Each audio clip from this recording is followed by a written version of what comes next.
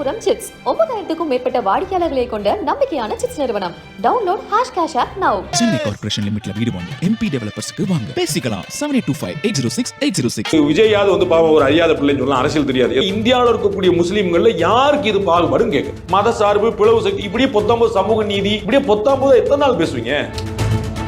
இல்ல திரு விஜய் அவர்களோட இந்த அறிக்கையை வந்துட்டு இப்படி ஒரு நிலைப்பாடு இருப்பார் நீங்க எதிர்பார்த்தீங்களா? நான் முதல் நாள் எதிர்பார்த்தேன். மத்தியில பிஜேபி, கீழே டிஎம்கே. நாளைக்கு டிஎம்கே எதிர்பார்ப்பாரு. தமிழ்நாட்டில் அமல்படுத்த மாட்டோம், மாநில அரசு உறுதி அளிக்கணும்னு சொல்றாரு. அவர் பிளானே வந்து மாநிலத்துல டிஎம்கே, மத்தியில பிஜேபி. விஜய் அவர்கள் எடுத்திருக்கிற இந்த முடிவை வச்சு அவரும் பாஜகவுக்கு எதிராக தான் வந்துட்டு பாஜகவுக்கு நல்ல செய்யறாரு. ஆக்சுவலா பாத்தீங்கன்னா பாஜகவோட பிசி டீம்ல இருப்பாரு. இப்ப அகில இந்திய அளவுல வந்து 40% ஓட்டு வச்சிருக்கு பிஜேபி. எதிர எவ்வளவு இருக்கு? 60% இருக்கு. 60 பெருசா 40 பெருசா? எப்படி 40 ஆட்சிக்கு வந்துச்சு? 60 மூணா பிளவுபட்டு கிடக்கு, 20 கிடக்கு, 40 பெருசு. இவ்வளவுதான். அதான் எடப்பாடி நிலைமை, அதான் சீமான் நிலைமை. அதே இடத்துல இவர் வர்றாரு. இந்த எதிர் ஓட்டுகள் பூரா 4-5 பிரியும் போது பிஜேபி தமிழ்நாட்டிலே ஆட்சி வரும். இல்லன்னா அண்ணன் கமலஹாசன் மாதிரி கூட்டணி சேர்ந்துடும் தான். அண்ணன் கமலஹாசன் மாதிரி சாரி நாங்கள் ஓட்டுக்காக இல்ல நாட்டுக்காக சொல்லிட்டு சீட்டே இல்லாம போய் சேர்ந்துக்கிட்டோம் தப்பு. திரு விஜய் அவர்கள் இதுவரைக்கும் தன்னோட நிலைப்பாட்டை வந்துட்டு காமிக்காம இருந்தாரு. இப்ப தமிழக வெற்றி கழகத்தின் சார்பா அவரும் ஒரு அறிக்கையை விட்டுருக்காரு. சிஏ வந்து பிளவுபடுத்தி பாக்குறாங்க, தமிழக அரசு வந்து உறுதியளிக்கணும், இதை அமல்படுத்த மாட்டோம் அப்படின்னு. அவருடைய நிலைப்பாட்டை எப்படி பாக்குறீங்க? எல்லாருக்கும் ஒண்ணுதானே. நான் வந்து விஜய் அண்ணன் சொன்னா வேற சொல்ல போறேன்னா, சீமான் அண்ணன் சொன்னாலும், விஜய் அண்ணன் சொன்னாலும், எடப்பாடி அண்ணன் சொன்னாலும், ஸ்டாலின் அண்ணன் சொன்னாலும், யார் சொன்னாலும் ஒண்ணுதான். யாருமே சட்டத்தை தெரிஞ்சுக்கல, படிக்கல, இல்லைன்னா வேணும்னே தெரிஞ்சுட்டு திசை திருப்புறாங்க. நான் இவர்கள் திரு விஜயாவது வந்து பாவம் ஒரு அறியாத பிள்ளைன்னு சொல்லலாம், அரசியல் தெரியாது, ஏதோ ஒரு டிராப்னு சொல்லலாம். இவர்கள் எல்லாருமே ஆழ்ந்துபட்ட அரசியல்வாதிகள். புரிஞ்சுங்களா? அப்ப இவங்களுக்கு தெரியாம எப்படி இருக்கும்? நான் கேட்கிறேன், இந்தியாவில் இருக்கக்கூடிய முஸ்லீம்கள்ல யாருக்கு இது பாகுபாடுன்னு கேட்கிறேன். யாராவது ஒருத்தர் பதில் சொல்லுங்க. அண்ணன் ஜவாஹிர்லாக்கு இதுல என்ன ஆபத்து ஏற்படும்? வண்ணாரப்பேட்டையில ஆர்ப்பாட்டம் பண்ணாங்க. என்ன பிரச்சனைன்னு சொல்லுங்க. அங்க இருக்கக்கூடிய அப்பாவி முஸ்லீம் பெண்கள் வந்து ரோட்ல உட்கார்ந்தாங்க. என்ன பிரச்சனை சொல்லுங்க. யாராவது ஒருத்தர் சொல்லுங்க, நான் தெரிஞ்சுக்கிறேன். தமிழகத்துல இருக்க ஒட்டுமொத்த எதிர்கட்சிகள் அனைத்துமே இதுல ஒரே நிலைப்பாடை எடுத்திருக்காங்க போதுதான் மக்களுக்கு வந்து அந்த கேள்வி வருது. எடுக்கட்டுமே அரசியல் நிலைப்பாடு நம்ம என்ன எடுக்கட்டுமே, நான் எடுக்கக்கூடாதுன்னு சொல்லி என்ன நான் சொல்லுங்க. திமுக எடுத்த நிலைப்பாடு தப்புன்னு சொல்லலைங்க. திமுக சொல்லட்டும் என்ன தப்புன்னு கேட்கிறேன். I am asking them to explain. என்ன தமிழ் இந்தியாவில் இருக்கக்கூடிய முஸ்லீம்களுக்கு என்ன பிரச்சனைன்னு சொல்லுங்க, நான் தெரிஞ்சுக்கிறேன். யாராவது ஒருத்தர் சொல்லுங்க. மத சார்பு, பிளவு சக்தி, இப்படியே 19 சமூக நீதி, இப்படியே 19 எத்தனை நாள் பேசுவீங்க? இதனால இந்த சேனலுக்கு இந்த பிரச்சனை அப்படின்னு சொல்லணும்ல. இவருக்கு 150 ரூபாய் இழப்பு சொல்லணும்ல. என்னன்னு சொல்லுங்க. இது பிளவுபடுத்துது, இது மக்களை அசிங்கப்படுத்துது, இது மதவாத பிரச்சனை. ஏங்க என்ன மேட்டர்னு சொல்லுங்க. என் பக்கத்து வீட்டில் இஸ்லாமிய சோதரர் இருக்கிறார், அவருக்கு இதுக்கு ஏதாவது சம்பந்தம் இருக்குதான்னு சொல்லுங்க. கிறிஸ்டியன் இருக்கிறாரு, ஜைனர் இருக்காரு, யாருக்காவது ஏதாவது இந்தியாவில் இருக்கக்கூடிய 140 கோடி மக்களுக்கு ஏதாவது சம்பந்தம் இருக்கான்னு சொல்லுங்க. இப்ப விஜய் அவர்கள் எடுத்திருக்கிற இந்த முடிவை வச்சு அவரும் பாஜகவுக்கு எதிராக தான் வந்துட்டு பாஜகவுக்கு நல்ல செய்யறாரு. ஆக்சுவலா பாத்தீங்கன்னா பாஜகவோட பிசி டீம்ல இருப்பார் அவர். ஏன்னா பாஜகவுக்கு எதிரான ஓட்டுகள் 10 பிளவுபடுது. பாஜக 2 ஓட்டு வாங்கினா போதும்ல. இப்ப 10 ஒன்னா இருந்துச்சுன்னா பாஜக 11 ஓட்டு வாங்கணும். புரியுங்களா? பாஜக எதிராக 10 ஓட்டு இருக்கு. அப்ப பாஜக எவ்வளவு ஓட்டு வாங்கணும்? 11 வாங்கணும். பாஜக எதிரான 10 ஓட்டு 10 இருக்கு. பாஜக எவ்வளவு ஓட்டு வாங்கணும்? 2 ஓட்டு வாங்கினா போதும். இவ்வளவு எளிமையான பாயிண்ட். இப்ப அகில இந்திய அளவுல வந்து 40% ஓட்டு வச்சிருக்கு பிஜேபி. எதிர எவ்வளவு இருக்கு? 60% இருக்கு. 60 பெருசா 40 பெருசா? எப்படி 40 ஆட்சிக்கு வந்துச்சு? 60 மூணா பிளவுபட்டு கிடக்கு, 20 கிடக்கு, 40 பெருசு. இவ்வளவுதான். இல்ல திரு விஜய் அவர்களோட இந்த அறிக்கையை வந்துட்டு இப்படி ஒரு நிலைப்பாடு இருப்பார் நீங்க எதிர்பார்த்தீங்களா? நான் முதல் நாள் எதிர்பார்த்தேன். அவர் முதல் நாளே ரொம்ப தெளிவாக மத்தியில பிஜேபி, கீழே டிஎம்கே. நாளைக்கு டிஎம்கே எதிர்பார்ப்பாருங்க. அவர் ஏன் 2வது வரி வைக்கிறாரு? தமிழ்நாட்டில் அமல்படுத்த மாட்டோம், மாநில அரசு உறுதி அளிக்கணும்னு சொல்றாரு. அந்த 2வது வரி பாருங்க. ஃபர்ஸ்ட் வரி பிளவுபடுத்தக்கூடிய இந்த இதை கொண்டு வரக்கூடாது. செகண்ட் வரி மாநில அரசு வந்து இதை அமல்படுத்த மாட்டேன்னு உறுதி அளிக்கணும்.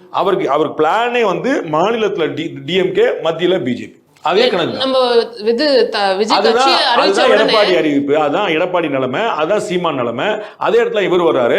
இந்த எதிர் ஓட்டுகள் பூரா 4-5 பிரியும் போது பிஜேபி தமிழ்நாட்டிலே ஆட்சி வரும். இல்ல இப்ப நீங்க வந்து விஜய் அவர்கள் கட்சி ஆரம்பிச்ச உடனே அதை டீகோட் பண்றப்ப சில விஷயங்களை சொன்னீங்க. பொட்டு வச்சிருக்காரு, இது வந்து பாஜகவுக்கு சாதகமா இருக்குங்கிற மாதிரியான சில விஷயங்கள் நான் ஒரு வார்த்தையோட சொல்லிருக்க மாட்டேன்.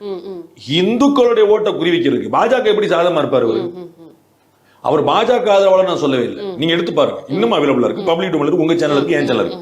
பாஜக ஆதரவாளர் அவர் வந்து இந்துக்களுடைய ஓட்டை குறி வைக்கிறதுக்காக அவர் ஒரு பேசிக்கலி கிறிஸ்டியன். அம்மா ஹிந்து, அப்பா கிறிஸ்டியன். அவர் வந்து கிறிஸ்தவ மதத்தை ஃபாலோ பண்றார். ஜோசப் விஜய் ஆமான்னு சொன்னவர். புரியுங்களா?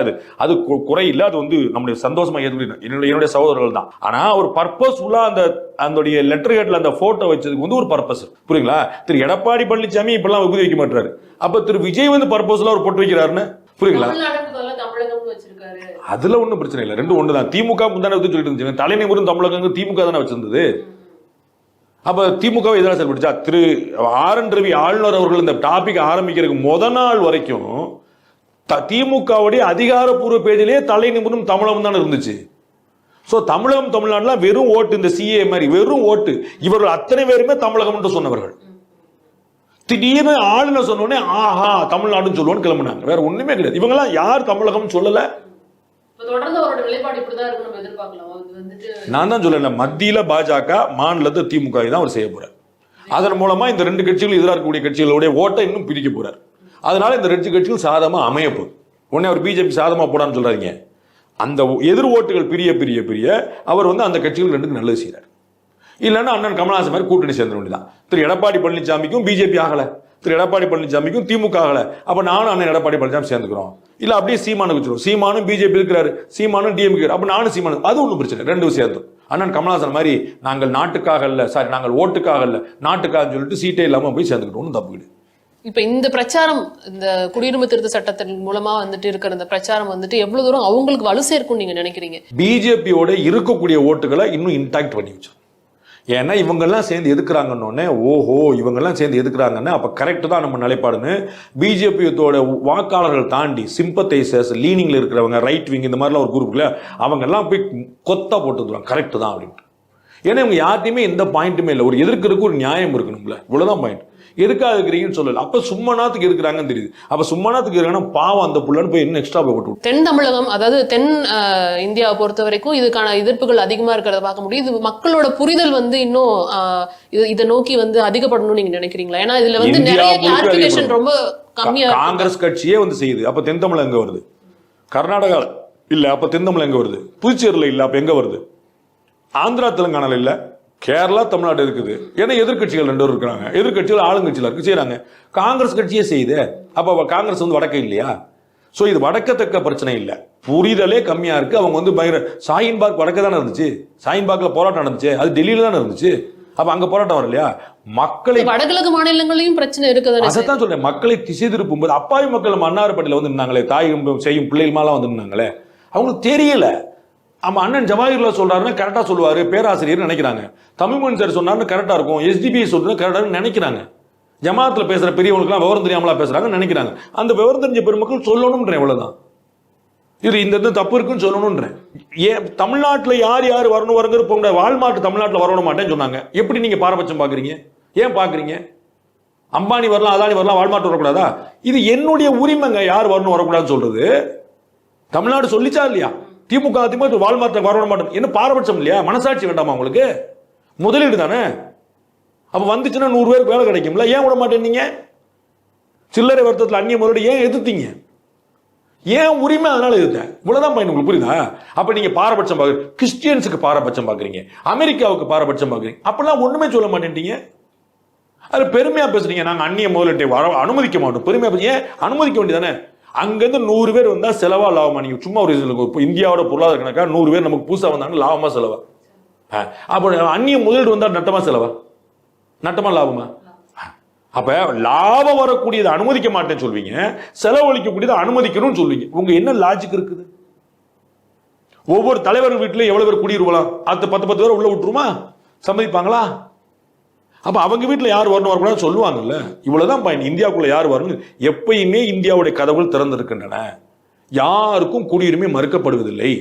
2014 டிசம்பர் 31க்கு பிறகும் கொடுக்கப்பட்டிருக்கிறது. இதே 3 நாட்களை சேர்ந்த முஸ்லிம்களுக்கும் கொடுக்கப்பட்டிருக்குது, இதே காலகட்டத்திலையும் கொடுக்கப்பட்டிருக்குது. என்ன பிரச்சனை உங்களுக்கு? இது ஒரு special act for a special purpose, இவ்வளவுதான். மாற்றுத்திறனாளிகளுக்கு கொடுப்பது ஒரு சிறப்பு சலுகை போல. ஏன் கொடுக்குறீங்கன்னா, இப்ப அவங்களுக்கு முடியல, அவங்களுக்கு ஒரு பர்பஸ் இருக்குது, அவங்களுக்கு பாவம் கஷ்டப்படுறாங்க, அவங்களுக்கு கொடுக்கணும், அவ்வளவுதான். இதுக்கடுத்து உங்களை புறக்கணிக்கிறவங்க கிடையாது. பட்டியலத்தோருக்கு இடஒதுக்கீடு கொடுத்தா உங்களை புறக்கணிப்பு நீங்க சண்டை போயிடணும்ல, நீங்க ஏன் சண்டைக்கு போல? உங்களுக்கு 1000 ரூபாய் கொடுத்தா நான் சண்டைக்கு வரணும்ல, எனக்கு 1000 ரூபாய் கொடுங்க, என்ன அந்தமா கொடுக்குறேன், எனக்கு நான் ஏன் சண்டைக்கு போல? தேர் இஸ் எ பர்பஸ், இவ்வளவுதான் பாயிண்ட். அப்ப தமிழ்நாடு அரசு பாரபட்சமா நடத்துதா இல்லையா? பெண்களுக்கு 1000 ரூபாய், ஆண்களுக்கு 1000 ரூபாய் கிடையாது. அப்ப ஆண்களை பாரபட்சமா நடத்துதா இல்லையா? சொல்லுங்க. மாற்றுத்திறனாளி 4% இடஒதுக்கீடு, அப்ப மற்றவர்களை இடஒதுக்கீடு வந்து இல்லைன்னு சொல்லி சொல்லுதா இல்லையா? பட்டியலினத்தவர்களுக்கு இடஒதுக்கீடு 19% பழங்குடியினர் சேர்த்து. அப்ப மற்றவர்கள்லாம் புறக்கணிக்கப்படுறாங்களா? சோகால்டு முற்பட்ட பிரிவினருக்கு இடஒதுக்கீடே கிடையாது. அது யாராவது பேசியிருக்கீங்களா? அப்ப இது அரசாங்கத்துடைய முடிவு, இது நாட்டுடைய உரிமை. நம்ம என்ன செய்யணும், ஏது செய்யக்கூடாதுன்னு சொல்றேன். ஒரு தடவைக்கு 4 தடவை யோசிச்சு சொல்றோம். காங்கிரஸ் கட்சி உட்கார்ந்துருக்கும் இலங்கை தமிழர் கொடுக்க கூடாதுன்னு சொல்லி அதை யாரும் கேட்க மாட்டீங்க. பிஜேபியும் செய்யலன்னு நீ இலங்கை தமிழருக்கு செய்ய, நீ தான் வடக்கத்திக்கார கட்சி ஆச்சே, நீ தான் வேட்டி கட்டி தமிழர் கொண்ட கட்சி ஆச்சே, செஞ்சிருக்க வேண்டியதானே. நீங்க திமுக ஆட்சியில் இருந்துச்சாலே 2014 வரைக்கும் இலங்கை தமிழர்கள் போதாங்க. அந்த கேள்வி வந்துட்டு ரெண்டு தரப்புமே வைக்க வேண்டிய கேள்விதான். இப்ப நீங்க சொன்னதுக்கு அப்புறம் எல்லா தரப்பும் வைக்க வேண்டிய ஒரு இடத்துல தான். 2014 வரைக்கும் மத்தியில பண்ணலன்னா நீங்க ஏன் பண்ணாம இருக்கீங்கங்கறதா இப்ப கேள்வி. அவங்க ஏன் பண்ணல, அதனால தான் பண்ணாம இருக்காங்க. அவங்க ஏன் பண்ணலன்னு கேளுங்க. அவங்க ஏன் பண்ணலன்னு கேட்க தயாராவும் கேளுங்க. அவங்க அராஜகத்தினால அங்க பண்ணலன்னு சொல்லட்டும். பாஜக நான் தப்பு திட்டுறேன். இல்ல அவங்க ஏன் பண்ணலங்கறத கேட்கறதுக்கும் தயாரா இருக்கும். இவங்க ஏன் அதை பண்ணாம கேட்கவே மாட்டீங்க. இவங்களால முடியுங்கிறப்ப அதை ஏன் பண்ணாம இருக்கும்? அவங்க பண்ணதுல ஒரு நியாயம் இருக்கு, நான் புரிஞ்சுக்கிறேன். அதே நியாயத்தினால இவங்க பண்ணலன்னு நான் சொல்ல வரேன். அதான் அவங்க கேளுங்கன்றேன். என்னங்க நீங்க ஆட்சியில் உட்கார்ந்து ரொட்டி என்ன போய் கேட்டேன், நான் ஒரு பாவமா இல்லையா உங்களுக்கு? அண்ணன் சிதம்பரத்தை போய் கேளுங்க, பக்கத்து தெருல தான் இருக்கிறாரு. போய் கேளுங்க, நல்ல தமிழ் பேசுவார், பியூட்டிஃபுல்லா தமிழ் பேசுவார். கேளுங்க சார், நீங்க ஹோம் மினிஸ்டரா இருந்தீங்களே, உங்க கூட 2014 வரைக்கும் டிஎம்கே அலையன்ஸ்ல இருந்துச்சு. இலங்கை தமிழர்கள் பிரச்சனை 2009லயே முடிஞ்சு போச்சு. 2014 வரைக்கும் நீங்க கொடுத்துருக்கலாம்ல சார். எந்த தேசிய கட்சிகள் வந்தாலும் இலங்கை தமிழர்கள் புறக்கணிக்கப்படுவார்கள். திராவிட கட்சி ஆட்சியில் இருக்கும்போது என்ன ஆச்சுன்னு கேளுங்க. சரி, காங்கிரஸ் பிஜேபி விட்டுருங்க. 25 வருஷம் டிஎம்கே சென்ட்ரல்ல ரூலிங் பார்ட்டியா இருந்திருக்கு. 25 வருஷம் கேபினட்ல நீங்க கேக்குறது நியாயமாவே இருந்தாலும், ஆமா அவங்க தப்பு பண்ணிட்டாங்க அப்படின்னு நியாயமாவே இருந்தாலும், இவங்க தப்பு பண்ணாமலே சொல்லலையே. நீங்க என்னங்க மாத்தி மாத்தி, நான் எங்க தப்பு பண்ணாங்கன்னு சொன்னேன்? நான் அவங்க ஏன் பண்ணலன்னு கேக்குறேன். ஏன் பண்ணலன்னா தப்பு பண்ணாங்கன்னு சொன்னமா? ஏன் பண்ணலையோ அதே நாள் தான் இவங்களும் பண்ணல. பிஜேபி தமிழர் விரோத கட்சி, பிஜேபி வடக்கத்தி கட்சி, பிஜேபி இந்துத்துவ கட்சி. அவங்க செய்யல. எல்லாரும் சொல்லிட்டீங்களா, சூப்பர். நீங்க ஏன் செய்யல? நீங்க தமிழர் கட்சி, திராவிடர் கட்சி, திராவிட மாடல் கட்சி, வேட்டி கட்டி தமிழர் மத்திய அமைச்சராக இருந்திருக்கிறாரு, ஹோம் மினிஸ்டரா இருந்திருக்கிறாரு. நீங்க கூட்டில் இருந்திருக்கிறீங்க, இன்னைக்கும் கூட்டில் இருக்கிறீங்க. பாருங்க, கூட்டில் இருந்த அதிமுக வேற பேச ஆரம்பிச்சிருச்சு. உங்க கூட்டில் ஒருத்தர் கூட மாத்தி பேசல. சொல்லுங்க ஏன் கொடுக்கல? 2014 மே மாசம் வரைக்கும் ஆட்சியில் இருந்த திமுக காங்கிரஸ் கூட்டணி ஏன் இலங்கை தமிழர்களுக்கு கொடுக்கவில்லை? நான் உங்களுக்கு சொல்லிட்டேன். 2012 இவங்க ஸ்டாண்டிங் கமிட்டி தீர்மானம் போட்டு கொடுக்க முடியாதுன்னு சொல்லிட்டாங்க. ஏன் கொடுக்க முடியலன்னு சொல்லுங்க. கேளுங்க, திமுக யாராவது பெருமக்களை போய் கேளுங்க, யாராவது கேளுங்க. நான் அந்த பதில வாங்கிட்டு திமுக வாழ்க காங்கிரஸ் வாழ்கன்னு நான் சொல்லிடுறேன். எனக்கு எந்த தயக்கமும் இல்லை. அவர்கள் ஒரு நியாயமான காரணம் சொல்லி பாஜக சொல்லணும்னா பாஜக ஒளியன்னு சொல்லிடுவோம். அவங்க ஒரு நியாயமான காரணம் சொல்லி அதனால தான் கொடுக்க முடியல, அதே காரணம் தான் அவங்களுக்கு. அப்ப நம்ம என்ன செய்ய முடியும்? இலங்கை தமிழர்கள் இங்க புறக்கணிக்கப்பட்டிருக்காங்க, அவ்வளவுதான். இலங்கை தமிழர்கள் இலங்கைக்கு பத்திரமாக தாயை திருப்பி அனுப்பப்படுவார்கள். அதுதான் அவர்களுக்கு நல்லது. உங்களுக்கு புரிஞ்சுங்க. அரசியல் ஜாகிரபிகல் பாலிடிக்ஸ் தெரியாம பேசுறீங்க. 1 லட்சம் பேர் இங்க இருக்கான்னு வச்சுங்க, ஒரு பாயிண்ட். 1 லட்சம் பேர் இங்க இருந்து இலங்கைக்கு போனாங்கன்னா இலங்கையில தமிழர்களுடைய ஓட்டு 1 லட்சம் ஓட்டு கூடும். என்ன பாலிடிக்ஸ் பேசுறீங்க? எதுவுமே தெரியாம. தமிழர்களுக்கு அங்க ஆட்சி அதிகாரம் எப்படி ஆட்சி அதிகாரம் வரும்? எல்லாரும் 2009 இல்ல நான் என்ன கேக்குறேன், வாழ முடியலன்னா அகதிகளா இருக்காங்கங்கறப்ப அது எங்க அகதிங்கிறது தற்காலிக நிலைமைங்க. காலம்புற சார் வரைக்கும் அகதியாவே இருக்கணுமாங்க? திரும்ப தாய்மொழி அவரோட நிலம் இருக்குங்க. அவங்க அகதிகளா வச்சுக்க வேணாம், அவங்களுக்கு குடியுரிமை கொடுங்கங்கறது தானே நம்மளோட கோரிக்கையா இருக்கு. அதாவது நீங்க திருப்பி அனுப்புறதுல ஒரு நியாயம் சொல்றீங்கங்கறப்ப ஒருத்தருடைய வீடு பறி போயிருச்சுங்க, அங்க அடிச்சு தோத்துறாங்க, ஓடி வந்துட்டாருங்க. அவருக்கு திரும்ப வீடு கொடுக்கணுமா? எங்கேயாவது குடிசை போட்டு கொடுக்கணுமா? திருப்பி வீடு கொடுக்கணும்னா அப்ப இதுக்கு முன்னாடி அங்க இருந்து வந்தவங்களே அது மாதிரி அனுப்பிச்சு வைக்கலாமே சார். அப்படிதான் அனுப்பணும்ன்ற. அப்ப மத்த நாடுகள்ல இருந்து வந்தவங்களே அனுப்பிச்சு வைக்கலாம். ஆமா, ஏற்கனவே சொன்ன பேட்டில அவங்களுக்கு மட்டும் நம்ம குடியுரிமை கொடுக்கணும். இது மொத்தம் இது பாரபட்சம் காமிக்கிற மாதிரி தானே இருக்கு. அதுதான் இப்ப அந்த கட்சியை விட்டுறலாம். பாரபட்சம் நான் நிறைய பேசிட்டேன். திரும்ப பேசிட்டு ஒரே மேட்டர் சொன்னா மக்களுக்கு போர் அடிச்சிட போது. இந்திரா காந்தி அவர்கள் ரொம்ப தெளிவா சொல்றாங்க, பங்களாதேஷ் போரின் போது இதே போல 1 லட்சம் பேர் வந்திருக்காங்க, அத்தனை பேருமே முஸ்லீம்கள். இந்திரா காந்தி அம்மா போரை நடத்தியவர்கள் சொல்றாங்க, அத்தனை பேரும் திருப்பி அனுப்பிடுவேன். ஏன் அப்ப முஸ்லீம் விரோதமா? ஏன்ட்ட 140 கோடி பேர் உட்கார்ந்துருக்கான். இவனை நான் சரி பண்ணணும். இன்னொரு 1 லட்சம் பேர் நான் வச்சுக்கிட்டேன். இன்னொரு 1 லட்சம் பேர் இலங்கையில இருந்து 1 லட்சம், பங்களாதேஷ்ல இருந்து 1 லட்சம், பாகிஸ்தான்ல இருந்து 1 லட்சம். என்ன ஆகுறதப்பா? என் பிள்ளைக்கு நான் சோறு போட முடியாம உட்காந்துருக்கேன். லாங் வேட்டுக்கோ அப்ப நான் எல்லா ஊர் பிள்ளையும் வச்சுருந்தா என் பிள்ளைக்கு தான் பங்கு குறையுது. இவ்வளவு இன்னும் சொல்ல போனால் இலங்கை தமிழர்களுக்காக நீங்கள் உண்மையிலே பச்சதாவப்படுகிறீர்கள் சொன்னால் இலங்கை தமிழர்களை இலங்கையில் மறுகுடியேற்றம் செய்யணும். அவங்க வீட்டை கூடு, அவங்க காணியை கூடு, அவங்க விவசாயம் பார்க்க, அவங்க வேலை கூட அங்க சொல்லணும். அங்க 1 லட்சம் பேர் வந்துச்சுன்னா ஒரு 4 எம்பி சீட்டுங்க. தெரியுமா உங்களுக்கு? 4 எம்பி சீட்டு. எப்படி சம்பந்தன் அங்க எதிர்கட்சி தலைவராக இருந்தார், இப்ப எப்படி ஒரு தமிழர் எதிர்கட்சி தலைவர் இருக்க முடியல? ஏதாவது யோசிக்கிறீங்களா? அங்க இருக்கிற தமிழர் பூரா ஆஸ்திரேலியா, கனடா, இந்தியா ஓடி வந்துட்டான். எப்படி அங்க ஓட்டு போடுவா? சிங்களர் மட்டும் தான் பாக்கி இருக்கான். சிங்கள ஆட்சி, எதிர்கட்சி சிங்களம், ஆளுங்கட்சி சிங்களம். மைத்ரிபால சிறிசேனா, ரணில் விக்ரமசிங்கே, இவர் மஹிந்த ராஜபக்சே அப்படிதான் ஓடிட்டு இருக்கு. ஒரு கட்டத்துல எதிர்கட்சி தலைவராக இப்ப போருக்கு பிறகு சம்பந்தம் இருந்தாரா இல்லையா?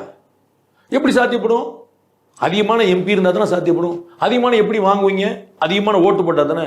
ஓட்டு பூரா ஃபாரின் வந்துருச்சுன்னா எந்த ஒரு ஜியோ பாலிடிக்ஸ் நாலேஜும் இல்லாம சும்மா நாத்துக்கு அடிச்சு விட வேண்டியது. அது பாரபட்சமா செய்யுது, பச்சதாபமா செயல்படுது. எந்த கேள்விக்காவது பதில் இருக்கா? இல்ல அந்த பெருமக்கள் பதில் சொல்லி நான் அறியாம பேசிட்டேன், வாய் ஒரு தேவையெல்லாம் பேசிட்டேன், ரொம்ப பெருமக்கள் சொல்லிட்டு நான் தெரிஞ்சுக்கிறேன். யார்ட்டையாவது பதில் இருக்கா கேளுங்க. கோபுரம் சிட்ஸ் 9000க்கும் மேற்பட்ட வாடிக்கையாளர்களை கொண்ட நம்பிக்கையான சிட்ஸ் நிறுவனம். Download #cash app now. Chennai corporation லிமிட்ல வீடு வாங்கி எம்பி டெவலப்பர்ஸ்க்கு வாங்க. பேசிக்கலாம் 7825806806.